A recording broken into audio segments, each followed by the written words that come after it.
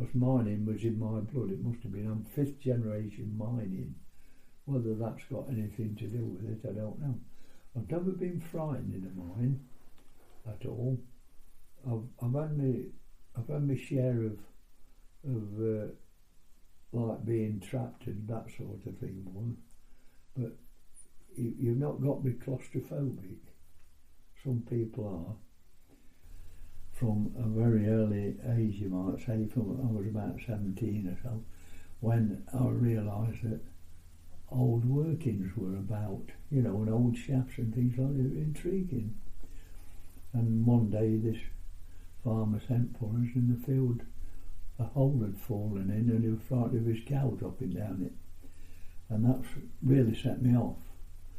So I started work at Teversall Sub-Area Group in 1953 after doing my training at Silver Hill Colliery.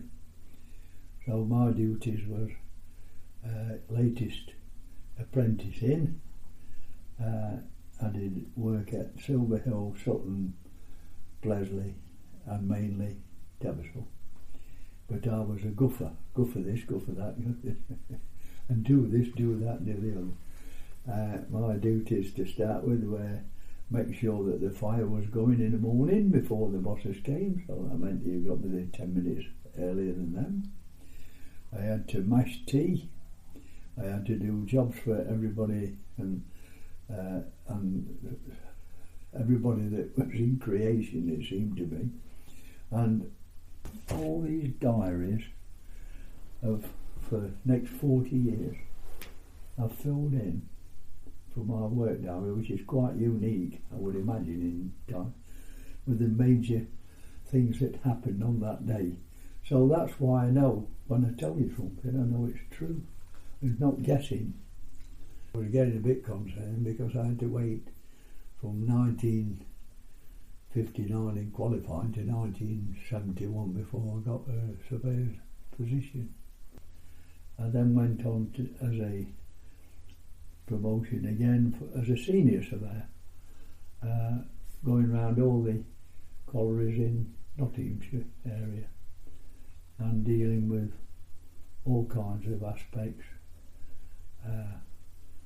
to do with surveying, meetings, people, you name it, and keeping an eye on surveyors at the mines, helping them where possible. Usually helping. I didn't go around trying to trip them up or anything of that nature, because I've been there myself. I know what it's like. So over my career I've had about 13 apprentices and about 6-7 assistants. Most of them did very well, which I am very pleased to note, and several of them aspired to higher positions than myself. One became a chief surveyor in Australia, and he worked at Clipstone as an apprentice, Neil Mason. It was always increasing technology, of which the surveyor had to keep up with. We were obliged to make support rules for every bit of a job, which sometimes you have at least a dozen different support rules. One for each heading, development, one for each coal face. We did other plans, such as rescue and firefighting plan, which was important. That was showing all the roadways in a mine, all the direction of flow, blue for intake airway, red for return airway. It showed ambulance stations, all kinds of things like that, and doors particularly for ventilation direction. Everything you can imagine was on that plan, and it was gridded in squares such as A1, A2, A3, B44 and that kind of thing. And each copy had to be made 3 times for the mine, once for the area office and one to the mines rescue station, of which is situated on Woodhouse Road in Mansfield Woodhouse. So when I was surveyor, I lived in here when I was at Ollerton, so if I got an update I used to take it myself. It was only a mile away. So I always made sure that my plans were absolutely up to date. You made haulage plans, deputies districts plans, conveyor plans, plans of old workings. It was a very interesting job as a surveyor because you were involved with every department at the colliery. And the numerous times you answered the telephone were beyond reason. Sometimes it got a bit... It put you off doing what you wanted to do, you know. But again, if you were efficient, you knew the answer straight off, invariably. And no other department at the mine I could suggest to you would know instant answers, but the surveyor usually did. We were one of the few people who had to retain all your knowledge learned through your surveying career by, you know, technical college or whatever, and you kept it there forever. Whereas all the others, mining side, you used to forget everything they'd learnt within the first half hour of starting at a mine, and they give them a telephone. That was the easiest thing to do. I'd ring somebody else up and ask. Clipstone was one of the Bolsover Company collieries.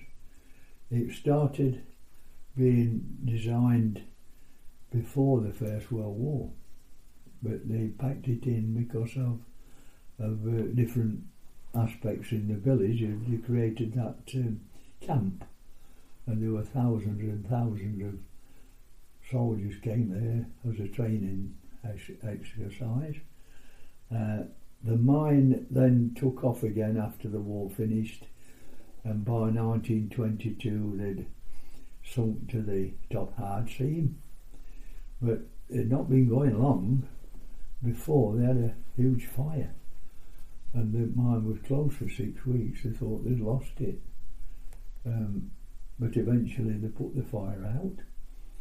In 1950 they changed the headgears and put up the ones that you see now, which are Copy winding headgears at 66 metres high, being the highest in UK and Europe. They've been preserved, you might say, but they probably are in want of painting, I should think, and it's going to be a big job. Why would they change the headgears? What was the necessity? Why did they? Yeah. Because of the depth. It was 960 yards deep, I think, down to the sank deeper to the low main seam. To haul these, they changed. Well, there were tubs to start, big tubs, like, you know, big mine cars, say 3.5 tons or whatever. Went on to skip winding, which is like a big bucket thing. You fill it at the top and it runs out at the bottom. It's like a container, and to haul from a depth of that nature at speeds to keep so many 100 tons an hour production needed a different kind of winding, so they tried what they call Copy friction winding, and they had the wheels here, and they had a central engine house, ground mounted, and it went like that. But there were some nasty parts to the job. For example, every surveyor had to have someone or himself to measure up every reportable accident, and also the ones that were fatal accidents. It's what I used to call a 3-day match, because you measured up that day, you made as quick as you could a sketch for the manager and the Majesty's Inspector to have a quick glance at. The second day you did it, you started to produce a plan straight away, of course, without interruptions. The next day you completed the plan, hopefully, and you had people from the union come and have a look, and any people who had seen it, somebody who may have information for you, and then we used to take prints off a bit of coverage from down across mainly, and then distribute them to X number of different departments, including of course the HMI. That was a distasteful job, because I've been in situations where I've seen 2 dead bodies on site, and of course I was on 24-hour call. That's another thing. The one I was fetched out to at 2 o'clock in the morning was a nasty one. This chap he was what they call it, changing some picks on this huge drum, changing the picks, as they call it. They used to wear out a bit. They've got tips that wore out, so they were changing when somebody, and he sat behind the drum with these things pointed towards him, when somebody released the tension on the chain, and it went straight through him on this coal button. That wasn't very pleasant, and that was fetched me out at 2 o'clock in the morning for that one. You had to go to the inquest with the manager. Just surveyor and manager went to the inquest. You went with several plans to distribute among the jury, which used to be eight men and a coroner's court, like, yeah. So invariably, it would, all of them I've been to can turn out to be accidental death, and the manager would just say a few words and in condolences to the family, and say that he would put into operation things that couldn't happen again. Do you think the families were satisfied? No, of course not. I could never understand, for the life of me, let me put it this way, I personally have measured up 50 odd accidents, serious ones, plus all these other fatal accidents. I have never seen an accident. Why? Man-made. Invariably they were doing something they ought not to have been doing. Invariably. But you can't say that because you can't prove it. But I could see it when you measure something up. You think, never ought to be in there in the first place. Or we never ought to have taken that out. Prop missing and things like that. You should never run down a pit. One of the no-nos. But I did, didn't I? So I hit my head on a low girder, fortunately, with my helmet on. And I thought, crikey, that hurt, boom, like that. So instead of learning from it, I carried on, didn't I? I hit another one. Now that did the damage. I nearly broke my neck. I could have broken my neck. When I think back, I think I suffered with back and neck problem for 40 years after that. And it all through being something I ought not to be doing. That's why I say to you, I've never seen an accident anywhere. They've all been created, haven't they? Do you think the companies were ever negligent? Well, that was the main thing, was to not create waves, in my opinion. Obviously the manager at the mine is in overall control, so he's the one who gets the finger pointed at him. The under manager, as you appreciate, is in charge of all underground operations. The post of deputy manager in law doesn't exist, but it existed in practice, and all they were basically I used to say glorified under managers, and I used to have quite upsetting tete-a-tetes with him all the time. He used to keep coming and asking me for silly ideas, that he wanted to project for the future. And we were at Ollerton going to go into a new seam. And it was going to be 3 miles in by from this existing working. And he kept coming in and he wanted to know how thick the seam would be, how far it would be, what the dirt section would be, how thick it, all these type of questions. And so I got fed up of all this. I got a bit of black velvet cloth about a foot square and the top off an ornament that looked like a crystal ball. And I put that on top, just like this, and looking in it, and this is what you're doing. I said, I'm looking for the daft answers to the daft questions that you've just asked me.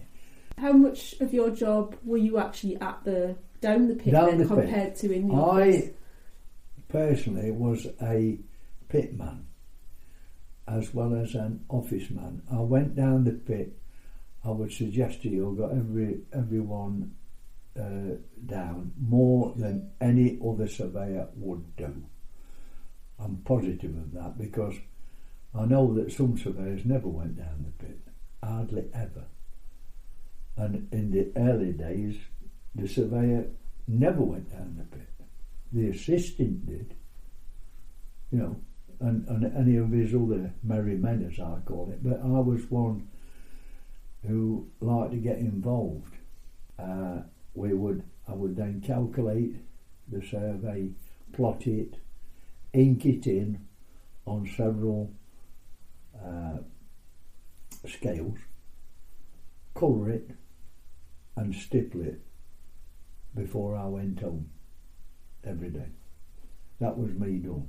Now most surveyors would never even think of that. Sometimes the book got chucked in the cupboard for a day or two. But if you did the survey on that day and you were there and you saw things, when you plotted it, you could remember. Oh, there was that there, you see, like that. 3 weeks later, you haven't got a clue. You couldn't remember anything, could you? So I saw this was going to happen with some of my old bosses, and I thought, no, when I get a position I could do, I will do, like I did. And it worked for me. Yeah. But when you went down the pit, oh yes, what was your relationship like with the people who? I personally got to know every deputy by first name, and I think there were 110, and everyone knew me, because I found that if you were genuinely interested with them and involved them, they would involve you. Everybody knew that my desk with me behind it was open for them to come and ask. Telephone as well. They asked for no end of advice, and they found it was good that I could tell them something. There was somebody who used to ring up every day for something, In fact, one day, and I put it in there, I said it was a miracle day. Nobody came in the office and nobody rang the telephone. Once in all my career. That seems incredible. That they all those, manager, under manager, deputy manager, engineers, you name it, deputies, overmen, whatever. And it never happened. So I put it down, miracle day. I put it in capital letters. That's the only time though. But I was very interested in mine, and everybody knew that. And they knew what I told them was right. Most people don't realise, but the mining industry was shrinking from 1913 onwards. It hit its peak in 1913. The war didn't do it any good. And as each year went by, there were 3,000 odd mines in 1913 in the country. They did exports of 93 million tonnes. By the year 1939, the Second World War, there were only 2,000 mines. By the end of the war, and when coal board came in 1947, there were only about 1,200 mines. So why do you think they were shrinking? Why? Well, number one, there was a strike in 1912 by the miners. At that time, all ships run by the Navy were on coal. We had coaling stations all around the world where they left heaps of coal for, so tramp steamers and all this, and all big liners could call in and rejuvenate with coal.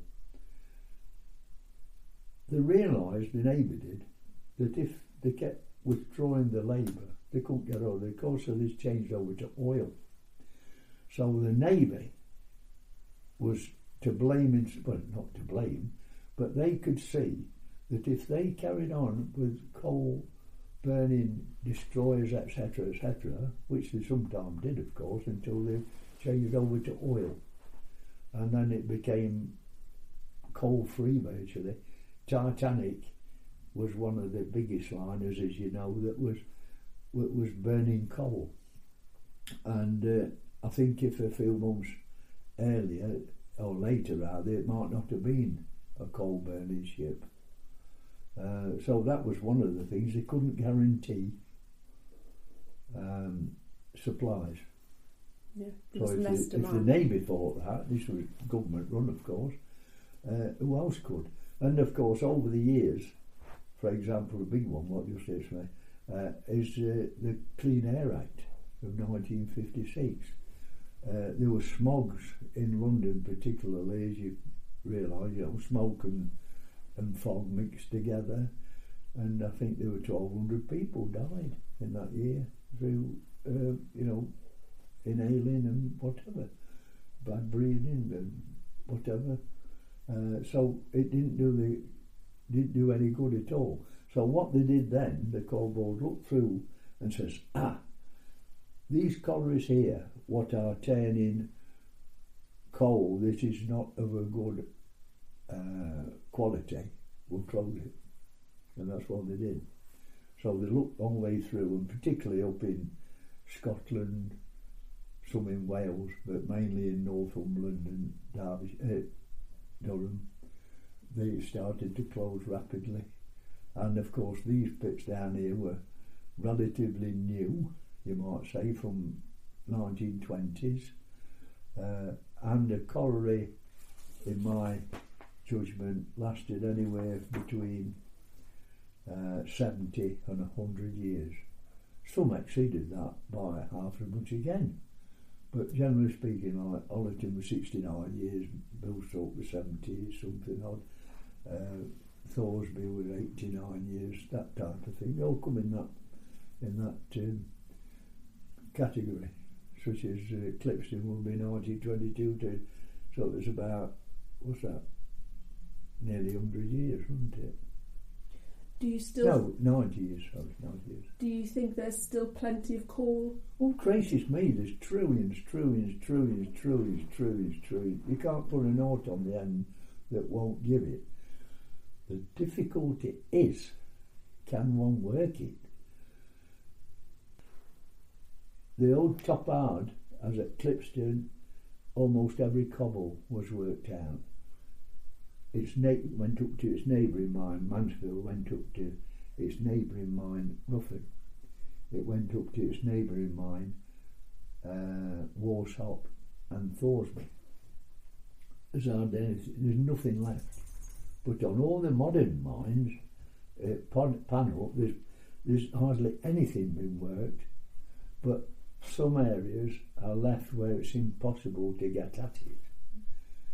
So then you've got depth to consider, heat, which is, Clipstone was a hot pit, because as you probably realise, the rock temperatures down there would be 30 odd degrees. See, cooling with the fresh air only built up, you might say, it took some of the heat with it. So it took the heat, warm air, into the coal faces, and men were working basically just in boots and pants. Was there any technical challenges like that at Clipstone? Clipstone, yes. They had a fire there in 1924, I think it was, which nearly closed the pit. I think it was 1924. They got all the top hard workings in one particular area near to pit bottom got on fire. They couldn't put it out. It was closed for 6 weeks, I believe, because with a fire, what you've got to do is to stop oxygen getting to it. Now later on they devised methods of putting carbon dioxide to it, is like what we exhale, isn't it? And it replaces the oxygen. And they were put in, sometimes they pumped in gas, that type of gas, or they pumped in put blocks in. But those days all they'd do would be building a pack, maybe a sand pack, so that to stop air getting to it, any kind of air, and the fire would go out through lack of air, isn't it? Do you know what started the fire? Possibly what they call heating, combustion. That's leaving small coal in the gulf behind you, which would then get crushed or whatever. You got the right temperature, the right conditions, and of course it generates heat. Called it heating down the colliery. So the best seams, Top Hard for example, was the best seam out because it had got gas coal, coking coal, industrial coal, household coal, even got cannel coal which produced petrol. Welbeck used to produce petrol called English Spirit in the 1927, 28 time. My Uncle Jack used to use his motorbike, he said, and it was 1 3/8 a gallon, called English Spirit. What was it like down there by yourself? Don't forget, when you go down a mine, as you were walking about on your own most of the time anyway, you just happened to come across other people in various places. But you could walk about down a mine and not see anybody. In effect, if you took the right route, because everybody was on a coal face. You got like, in the early days, you probably got 30 men on a coal face. You got a deputy wandering about somewhere. You got certain shop firers, but they still stop on the coal face. You'd got maybe 2 or 3 haulage lads. They might have had a pony. And then you got transfer point men as you went by. And they used to love to stop you and say, do you want to pinch your snuff? Because it was something for them to talk to you. And, you know, pinch your snuff was like, how do you do and all this business. And they'd trip you up if they could, to stop you going by so they could have 5-minute chat, you see. Because they're on their own most of the day. From pit bottom it was about 4.5 miles to this coal face. And that particular day I ended up walking it, which was downhill. Not so bad. Coming back uphill. Man, don't forget I was a fit young man them days. So you're walking 4.5 miles? Yeah, and then 4.5 miles back. And how long did that take you? You've got to do the tests well, that was about, every... well, you can walk on surface, say, to 3.5 miles an hour. Think about it. Down the pit, go down to, say, 2 miles an hour. In 1967, geologists were first brought into the coal board system, but on every occasion, if anything happened at a mine, it is fault. Nobody ever sent for the so-called geologists, they sent for the surveyor. What's this? What's that? Can't find it. And then you try and get these people, and they'd come maybe 2 or 3 days later, but a manager always wanted an instant answer. You know, that was the answer, got to be in that split second, not next week. The under manager at Taversall was quite broad with his Derbyshire twang. Can they get jollies to come and find out what this is? We've got some dotty coal. So he gets hold of Dave Muller, comes from North East. Dave, Ron Wood says they've got some dotty coal on 32. Can you go and sort it? Find out, please. Yeah. Right. Off he goes. Right. Where's he got to? With jollies. He always call them jollies, not jollies. It's jollies. He says, with jollies. I have no idea. He says, have you got? No, not coming yet. Then Horace Henshaw, deputy manager, comes wandering in. With jollies got? No idea. Oh, haven't heard anything. Oh, right. Anyway, suddenly the door bears open, and there's this David, and he says, I've followed that machine 4 times. He says, I can't see any dots in that coal at all. Well, we had to pick us all off a floor. He'd been looking for dots in the coal. Dirty coal. I heard dotty coal. Dotty coal. Dotty coal, see? Dirty coal, see? I said, where were you yesterday? Because my supervisor used to do all this lot, don't forget. He only came to me if there was a problem. This is, what's his name? He come yesterday again, you know. Oh, right. Right, when he come, send him in here. Right, enough. Where were you? I couldn't get my car started. Oh, right. Oh. Okay, right. Now, well, you know, try and make effort next time. I'll let you know. Following 2 days or something. I said, you do know where he lives, don't you? I said, no. He said, 300 yards down there. I went ballistic then. I says, hey, don't you try and pull wool over my eyes. I says, I've let you off once, don't do it again. So he did it again, didn't he? So he went and he says, I'm working Saturday. I says, no, you're not. I said, we've only got 3 tickets, he says, and you ain't one of them. I says, you had Monday off because you didn't want to get here. You're not making your money up by having an extra shift at 1.5 times at weekend and getting a full week. So he fetched union man to me again, you see. I says, I'm not having it. He says, you can't sack my men. I says, thank goodness for that. He says, why? I said, you said your men, not mine. That broke him, that one. Anyway, it got to a bit heated until we got to a nose-to-nose job over it. And I said something probably I ought not to have said, but anyway, I thought they were going to report me, which they did. So half an hour later, phone ring, the manager, okay, come on. Yeah. Have you been swearing to these union men? Yes. So I can't deny it. I said, because there's 2 of them to me, 1. I don't tell lies, you know that. He said, I wished I could have done. Forget about it. In a mine, there's all sorts of heavy material. No matter what you do, you've got stuff to do it, but somebody's got to put it there in the first place. And a lot of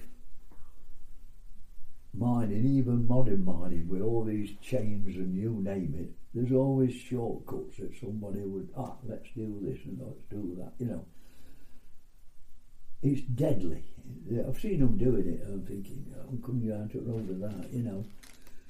No, I don't think anything ever got done right in a pit as far as I could ever remember.